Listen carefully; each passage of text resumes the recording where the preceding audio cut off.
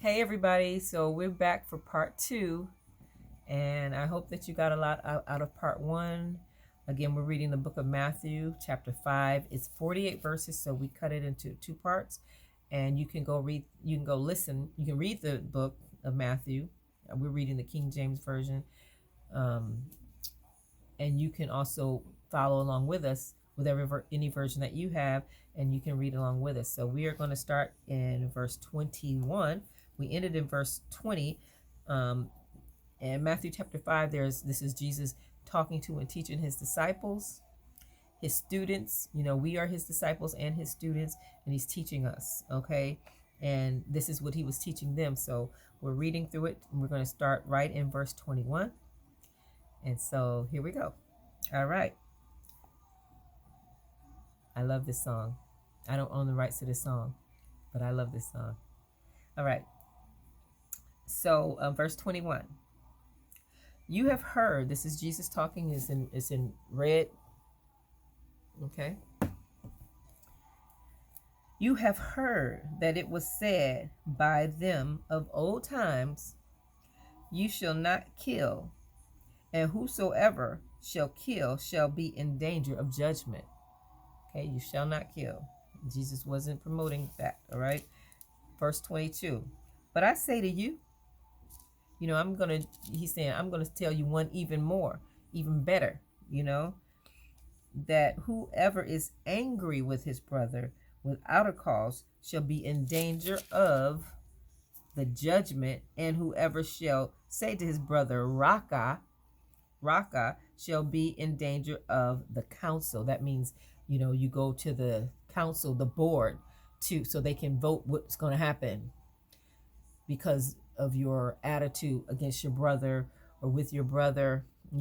First of all, you don't kill each other. Secondly, you don't say Raka. I think that means, I have to look up what that means actually, because that's in Aramaic, I believe, is the language. And we can look that up and see what it really means. But he said, even if you're angry with your brother, you shouldn't lash out against them, but you should try to fix it. It says you shall be in danger of the council. It says, but, this is Jesus still talking, whosoever shall say you fool shall be in danger of hellfire. Jesus sounds really serious about how we treat each other, doesn't he? So we should think that's serious too. How we treat each other is very serious to the Lord, and it should be serious to us as well. And we should treat each other carefully. We should carefully, interact and with each other, rather than being willing to fight, be angry, shout, kill, bad mouth, backbite, all these things against each other. Jesus is not for that at all. And he's teaching them that. He's teaching the disciples, we have a way that we are supposed to behave. We have a code of ethics. When you go to work, there's a code of ethics, how you treat the other coworkers. You can't just do anything and say anything to your coworkers, right? And that's what Jesus is saying. You guys are working together. You're brothers and sisters. It's a way that we treat each other. And so listen carefully. We're in verse 23. Therefore, if you bring your, it says, therefore, if you bring your gift or your offering to the altar, and while you're there, you remember that your brother has aught against you, or he has something against you. He's offended by you in some way. He has something against you. Leave your gift before the altar. Don't give it yet. Just leave it. Don't offer it yet. Just leave it. So you can come to church. You can prepare an offering or a tithe or something like that. He's saying, don't give it yet. He said, just leave it there. He wants you to offer it. Some people, they may come and just throw it in the offering basket when it comes. He's saying, don't do that. He's saying, hold on to it and fix it. This is what he's going to say. He says, verse 24, leave there your gift before the altar and go your way first and be reconciled to your brother, and then come and offer your gift. Take care of your business. It's serious. Don't say, I'll talk to him tomorrow. He's saying immediately. Just leave it there. Take care of it immediately. So it might be a Sunday morning service. You know that church is closing in a while, but you see your brother and you just remember, oh, I got to fix something with my brother or my sister over there. And, I know they have a real bad attitude with me right now. They are really upset with me right now, or they're offended. You know what? I can just squash it and say, hey, I made a mistake. I'm sorry. I don't know what happened. I was out of line. Or you can say, maybe you weren't out of line, but I know that we had, a situation that happened. I want you to know that I love you, and let's talk about it, tomorrow, or let's schedule some time. I would love to take you to lunch. I just want you to know there's no bad feelings, and I want you to know that I love you. Be honest. You don't have. Deal with it. Jesus is saying, deal with it. He's saying, deal with it. You don't have to be right. You don't have to say who's right, who's wrong. You don't even have to explain. He's saying, go to them. He said, what did he say? It says, first be reconciled. That don't mean like the whole situation is going to be, over with, but at least be reconciled. You're on talking terms. You're not angry anymore. Their stress is gone. Your stress is gone. You had a chance to have an eye to eye, say, look, I'm sorry. Sometimes it's better to just say that than to try to explain. Say, you know what, let's, get together and let me, if you would allow me to just talk to you. He's saying, then go back and offer after you do that. Okay, verse 25. It says, he goes on to say, after you say leave your gift, he says, come back and offer your gift. It says, verse 25, agree with your adversary quickly. The person that you're against, agree with them quickly while you are in the way. The same day, while they're there. Don't wait till tomorrow. While you are in the way, you see them right over there, go to them while you're in the way. While they're right there, handle it. While you're in the way with him. Or else, it says, at any time the adversary deliver you to the judge. So they'll go and say, okay, this happened. So he's saying, settle things before you get the church leadership involved, before you get the pastor involved, before you get any person that can be a judge involved. It could be an outside judge, which hopefully it don't go that far, but before they deliver you to someone who can make a judgment about your character, or, go and talk to them about it and try to work it out amongst yourselves before you go and start, getting others. Back then they had a council, and they had a judge that would, they could take them to the Israelites, and they can both tell their sides of the story, and a judge would decide what to do before you go through that process, right? Before you go to the pastor or to the board members or to other people in the church and start talking about it. Don't do that. Go to that person, okay? And work it out, reconcile, okay? And then it says, this is how he wants us to behave with each other, okay? It says, so before he delivers you to the judge, and the judge deliver you to the officer, and you be cast into prison. So in this case, maybe you did something wrong, or maybe I did something wrong. It's maybe you remember that the altar that is something that was done wrong that you need to fix. Okay, so that's this situation, or, it's a lot of times it's misunderstandings, and you just got to get that straightened out, right? So he's saying there's going to be issues with people in church. That shouldn't make you leave the church. That shouldn't make you give up on the whole system. That should make you say, you know what, we got to get this fixed. We can't let the enemy cause this to blow up into a big thing where it's involving officers in prison and things of that nature. Okay? Because he said in verse 26, verily I say to you, you shall by no means come out of their prison until you have paid the uttermost farthing or money.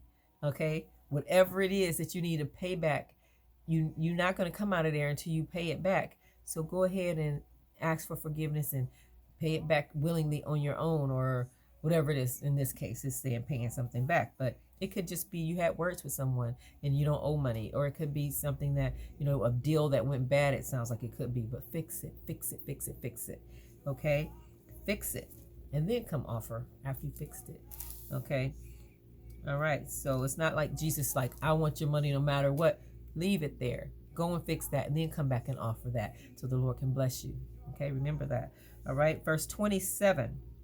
You have heard that it was said by them of old times in the Old Testament, you shall not commit adultery. And this is what Jesus is saying again to us, his students, his disciples, how we are to be toward one another and anyone in our lives. But I say to you, you heard them of the old time, Old Testaments. You heard them tell you, you shall not commit adultery. But I'm saying to you that whoever looks at a woman, to lust after her, has already committed adultery with her already in their heart. So even if you look with lust, you got to get your desires under control. You can't even look at someone with lustful, like saying, "Ooh, she fine," or a lot of times, you have to men, especially because men are visual, you have to really make sure. I'm not saying that women don't have their issues too, but men, make sure you keep your eyes straight ahead. Don't look down, or don't let them lower above her face or eye level, because women notice when you do that, and it makes them feel uncomfortable, or it might make them lust back after you, and you'll have a whole situation. So you don't want to allow that. That's the enemy. Even if you think women are beautiful, you're not to look at their body in a lustful way. This is what Jesus is saying. You're not to look at their body. They might have different curves than men, but you're not supposed to look at that. You're not supposed to, when they walk away, and look back behind and to see what's behind. You're not supposed to do that, because even if they don't see you look, Jesus is seeing you look. So remember that, okay? Don't look. Don't even lust after women. Don't lust after them, because that can be such a trap that the enemy can use against you and your family. It can break up your marriage. It can cause your children to grow up without a father. So men, don't let the enemy trap you into that, okay? Don't let the enemy trap you by your eyes. Pray and ask the Lord to help you to not be lustful, not have a lustful heart, because that's not from the Lord. You got to get that under control. And women as well. Women, some of them do the same thing, okay? But Jesus is saying, he's addressing it because it's very important. It's things that bring down households. If they can get you out of your house, then they can get your children. When I say they, I mean the enemy, the devil. If the devil can get you lusting after other women, and then it doesn't work out with you and your wife because you're lusting after other women, now your wife doesn't have the protection of you in the house anymore, and your children doesn't have the protection of you in the house, and now the enemy can come after them anytime he wants. But if you are a man that says, no enemy, devil, you're not going to get my wife or my children. I'm going to stay with my wife, and I'm not going to lust after women, and I'm going to be in this house, because you're not going to bind up me. I'm the strong man in this house, and you're not going to bind me up and get me in a situation of lust, being bound by lust, and get me out of the house where I'm protecting, praying over, and covering my family. You're not going to get to my family by getting to me. So men, remember, the devil is after you so that he can remove you from that house. Whether it's whatever it is, it could be arguments or whatever it is that's causing you to do that. You have to get it under control and see the spiritual side of what's really happening there, okay? So I'm praying for men to stand up and be men and say no to the devil, okay? Because we need you. We need you, men. We need you to be men. I know a lot of women say, I don't need men. We do need you. It doesn't matter. We still need you in that house. We need your help with raising the children. We need you. We need to be there to help you. We need you to be listening and praying and listening to the Lord. And we need you to be men after the Father's heart, men that's listening for the voice of the Lord to lead us to the Lord. We don't want to know more about the scriptures than you.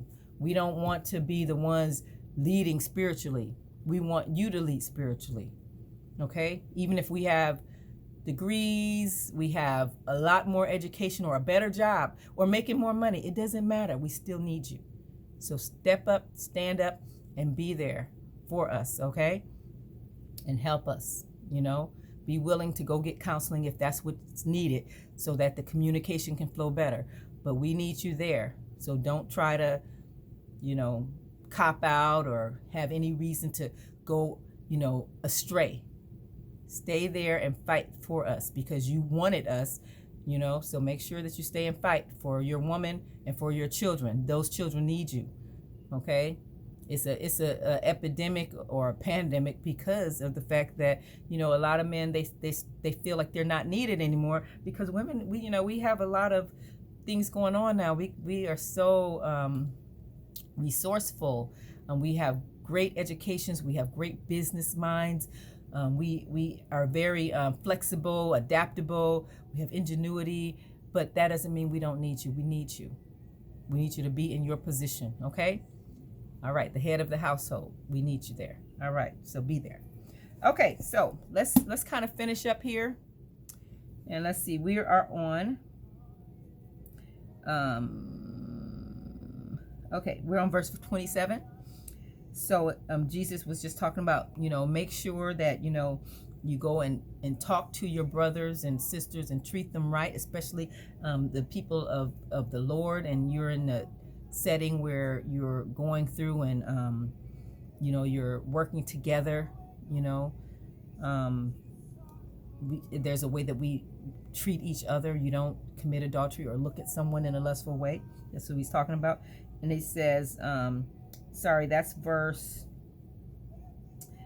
29. Okay, we just talked about adultery, and in verse 29 goes on to say, if your right eye, it says, if your right eye, your right eye offends you, pluck it out. So Jesus was just talking about, even if you look at another woman, if you look at a woman to lust after her, you have already committed adultery in your heart. So he's talking about your eye. You even look at her. If your right eye offends you because you're looking at other women and lusting after women, if your eye offends you, it's better for you to pluck it out. That's how serious he is, that you don't allow that to happen. Okay?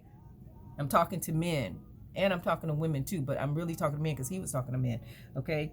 Because that's how the enemy gets you. He gets you that way because you think so many beautiful women everywhere, and you think that just means you just gotta, you just look at everything. He's saying don't even look at it. Okay? And then it says, pluck it out and cast it from you. Throw it away. Pluck it out and throw it away. So he's saying that's how serious he's not really literally saying do that, but he's saying it's so serious to him that it's better if you do that than lust after women and look at them in a lustful way. And men do it all the time, and they think there's nothing wrong with it. Okay? And so, okay.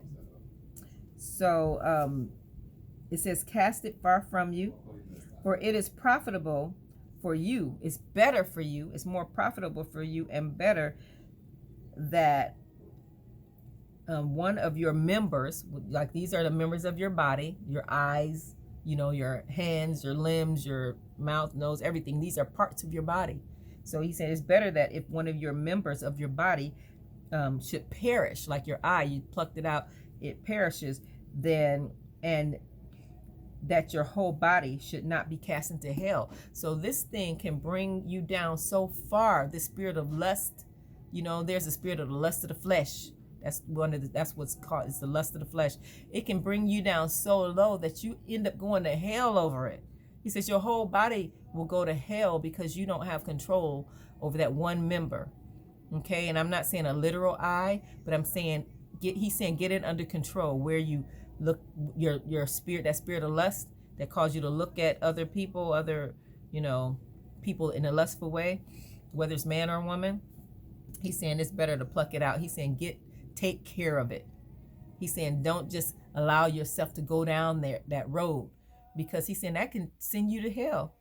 So definitely you want to take that very seriously. And verse 30 says, and if your right hand offends you, cut it off and cast it from you. Okay, your right hand.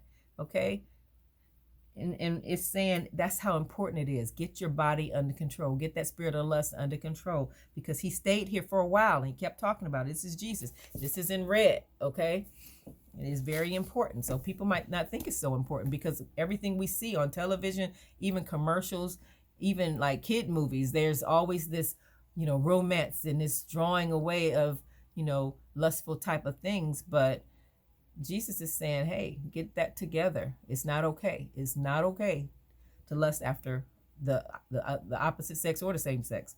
Okay. And it says, and if it says, so if your right hand offends you, cut it off. It's better for you. It's more profitable for you that one of your members should perish. A part of your body should perish, and that your whole body should not be cast into hell. So he's saying, get it under control. It has the power to take your whole body to hell, just doing those little things. Okay. Verse 31. It has been said, whosoever shall put away his wife. He's still talking about, the lust of adultery, or, looking upon another person in a lustful way. So now he goes on to say, and it's been said that whosoever shall put away or divorce or leave his wife, let him give her a writing of divorcement. He's saying if you don't want her anymore, give her a writing of divorcement. Don't just leave her in the situation where that you're running around with other people and you're married to her. He's saying give her. It's been said. Well, he's saying it's been said that you can give her a writing of divorcement. But then he goes on in verse 32 to say, but I say to you, because that whoever shall put away his wife, except for the cause of fornication, like if she went out on her husband, that's the reason that you could actually put away or divorce your wife, right? But he said, but whoever does that, they leave their wife and go with someone else. He said, except for the cause that she went out on you, and that's the reason you want to move on. He said you will cause her to commit adultery, because you're still technically married to her, because there's no reason. You already made a vow to her. There's no reason for you to put her away now and go with someone else. So you're causing her now to commit adultery because you're not with her anymore. So, okay. And whosoever shall marry her that divorces also commits adultery. So whoever she ends up with, because you're not there, you're causing that person to commit adultery with your wife, because you made a vow. You made this is something that is an agreement. It's a contract. You said that you were going to stay with her and be with her forever as your wife. Now that you put her away, you put her out there where someone else can get to her. And now even you're making her and that person commit adultery because of you didn't keep your word. Okay. So Jesus is very serious about this. Verse 33. And he said again, you have even heard that it has been said. This is what has been taught of old, in the old times, okay, of the old time. You shall not forswear yourself, but shall perform to the Lord your oaths. Okay, so don't swear an oath to the Lord, but you shall perform what you said you're going to do. Do what you said you're going to do. Even before the Lord, you go and you marry someone and say, this is the person I'm going to be with forever, to death do us part. You're saying that to the Lord. So today, in today's society, it's like, if it doesn't work out, just go marry somebody else. Keep it moving, but Jesus is not taking it like that. Okay. He's saying, don't swear something that you're not going to keep. Don't swear an oath you're not going to keep. In verse 34, it says, but I say to you, swear not at all.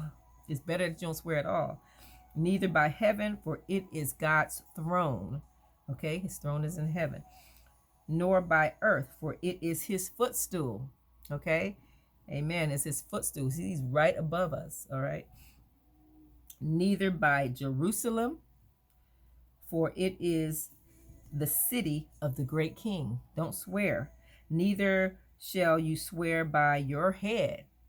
Not even on your own head. I swear on my life. You can't even swear on your life. Why? Because you can't make one hair white or black. Okay, you don't know how long your life is going to be, but the Lord does know.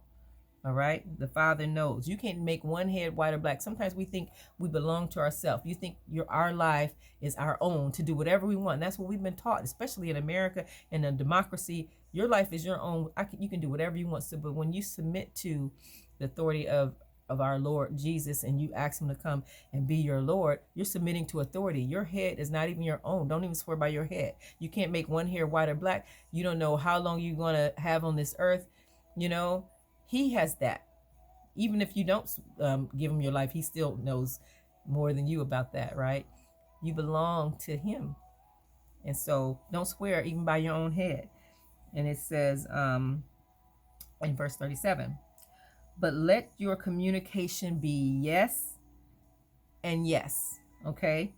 No and no, okay? He says yay and yay, nay and nay. So let your yes be yes and let your no be no, okay? So don't go back and forth. Don't say, yes, I love you today. No, I don't love you tomorrow. Yes, just be truthful. Let your vows be something truthful, okay, that you're going to follow, okay? For whatsoever is more than these is evil. It comes of evil. If you say anything more than that, so it can't be yes and then you're really lying, or no and you really don't mean that, okay? Anything other than that, that's just coming from an evil place, okay? A place that's intending to do evil, okay? Some people say, I'm going to marry her, and you'll keep saying, I'm going to marry her, but you're really not going to marry her. Or I love you, and you're really just trying to coming from an evil place, trying to, take something from her or him, okay? So let your yes be yes and your no be no. And then verse 38 says, and he's teaching his disciples. Again, he's teaching his disciples, us, his disciples. We are his students because we're following Christ. So that makes him our Lord and we are his disciples, okay? Verse 38, you have heard that it has been said, an eye for an eye and a tooth for a tooth.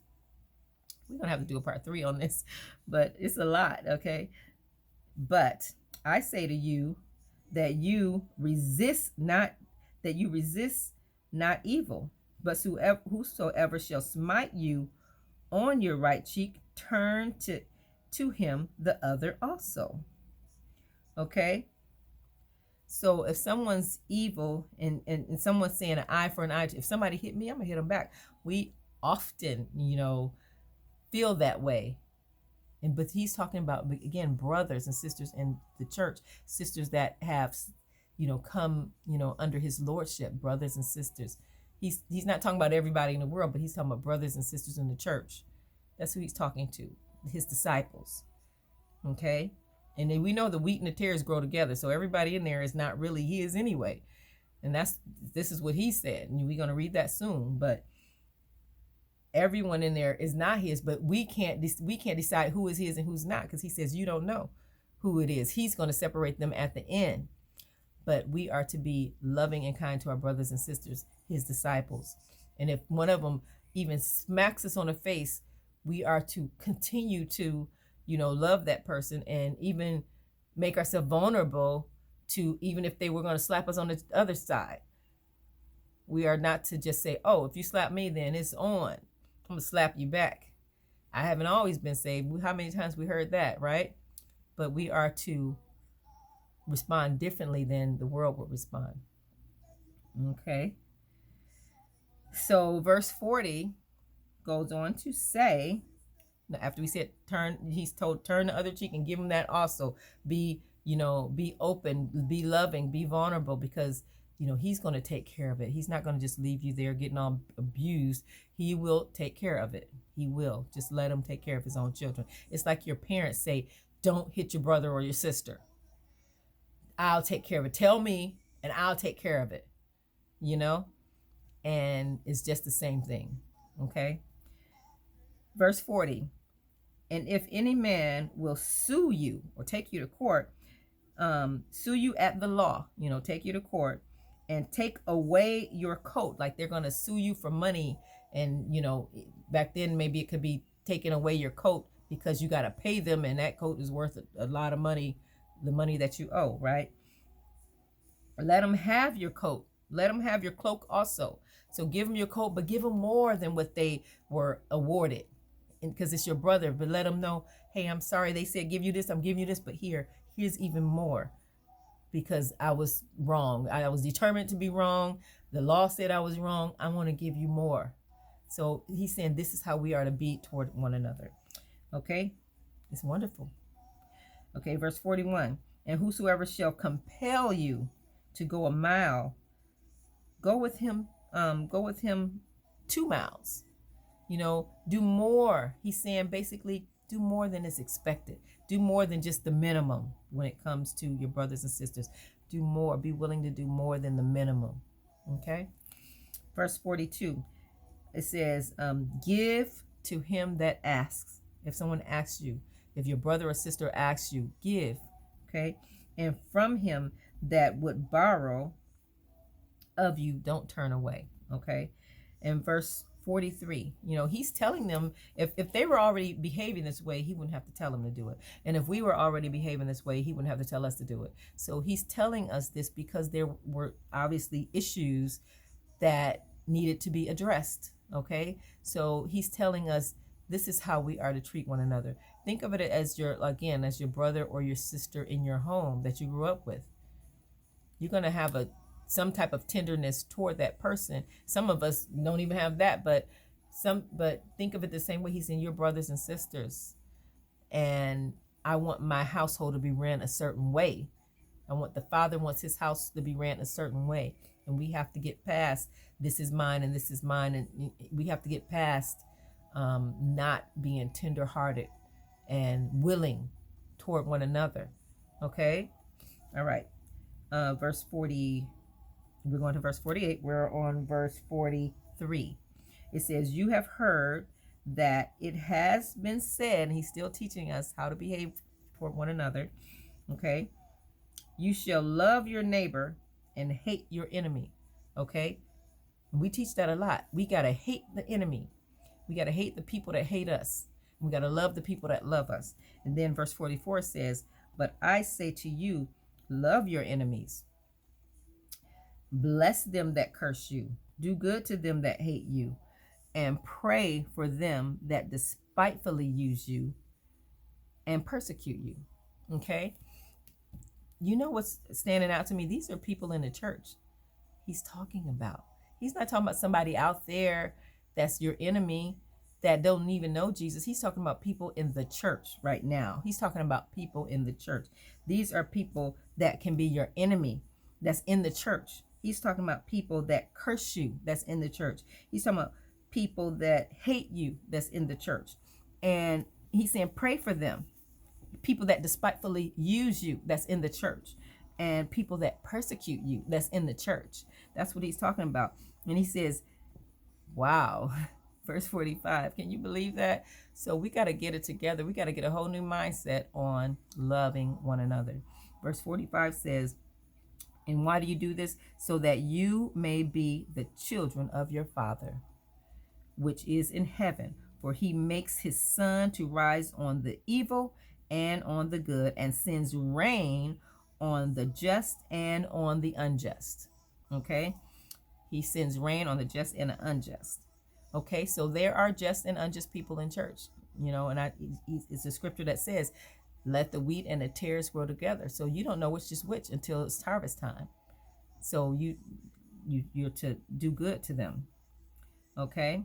Verse 46, for if you love them who love you, what reward have you? Don't even the publicans do the same thing? The people that you think are out there, politicians or whoever it is, publicans, the people that are out in the world, they love the people that love them. How are you doing anything more, by just loving all the Christian people, all the people that love you and do good to you, and hating everybody else? So you have to get your mindset together on that and say, you know what, you're going to show love even if you lose, even if you seem to have lost in that situation. Sometimes we want to protect ourselves so much that we don't allow the Lord to protect us. And sometimes we don't want to be hurt because we've been through something so much that we want to, protect ourselves from that. But Jesus is saying, you know what, treat your brothers and sisters with love beyond what they even deserve in some cases. Okay? It says, but the publicans and the sinners, the people, they do the same thing. So how are you doing anything better than what they're doing? And sometimes sinners treat people better than their own brothers and sisters in church. And, that can happen too. Verse 47 says, and if you salute and, say hello to your brethren only, you only talk to Christians only, what do you more than others? How is that you doing anything more?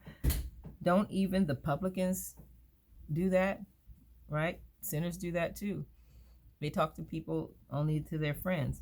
It says, be therefore you be perfect, be better, strive for perfection, even as your Father which is in heaven, he is perfect. And some people don't like that perfect word. They say that means something else, but he's saying, this is what this is in King James Version anyway. It says, be ye perfect.